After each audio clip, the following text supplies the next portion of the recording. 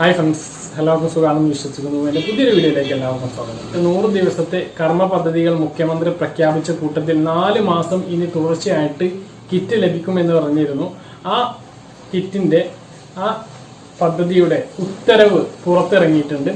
September മാസത്തെ കിറ്റാണ് ഇത് ആദ്യം നമുക്ക് എത്തിച്ചേരുക. അപ്പം അതിൽ എന്തെല്ലാം ഉണ്ട് ഞാൻ എന്നുള്ളത് ഇന്നലെ വ്യക്തമാക്കിയിരുന്നു. അതിൻ്റെ ഉത്തരവാണ് ഞാൻ നിങ്ങൾക്ക് ഈ വീഡിയോയിൽ കാണിച്ചു തരുന്നത്. അപ്പോൾ അത് നമുക്കൊന്ന് കാണാം.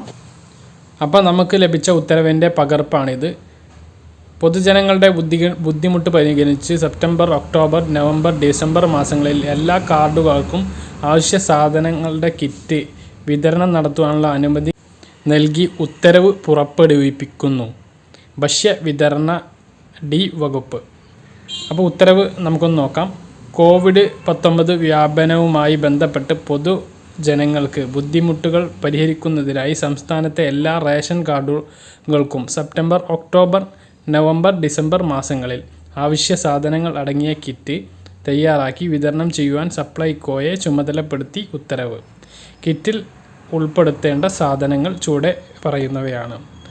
ഇനം: 1 കടല 750 ഗ്രാം അളവ്, 2 പഞ്ചസാര 1 കിലോ, 3 ആട്ട 1 കിലോ, 4 വെളിച്ചെണ്ണ 1/2 ലിറ്റർ, 5 മുളക് പൊടി, 6 ഉപ്പ്, 7 ചെറുപയർ, മുളക് പൊടി 100 ഗ്രാം, ഉപ്പ് 1 കിലോ, ചെറുപയർ 750 ഗ്രാം, സാമ്പാർ പരിപ്പ് 250 ഗ്രാം.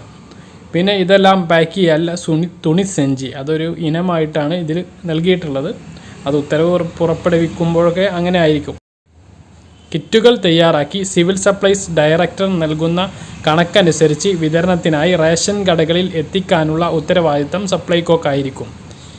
കിറ്റിലെ ഇനങ്ങൾ ലഭ്യമല്ലാത്ത പക്ഷം ഉചിതമായ തീയതികളിൽ ഇനങ്ങളിൽ മാറ്റം വരുത്താനുള്ള അധികാരം സപ്ലൈകോ ചെയർമാൻ ആൻഡ് മാനേജിംഗ് ഡയറക്ടർക്കായിരിക്കും.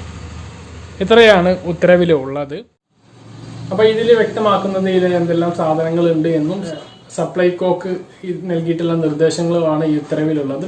അപ്പോൾ ഈ കാര്യങ്ങളെല്ലാം നിങ്ങൾക്ക് വ്യക്തമായിട്ട് മനസ്സിലായെന്ന് കരുതുന്നു. കൂടുതലൊന്നും പറയുന്നില്ല. വീഡിയോ അവസാനിപ്പിക്കുന്നു. മറ്റൊരു വീഡിയോ വീണ്ടും കാണാം.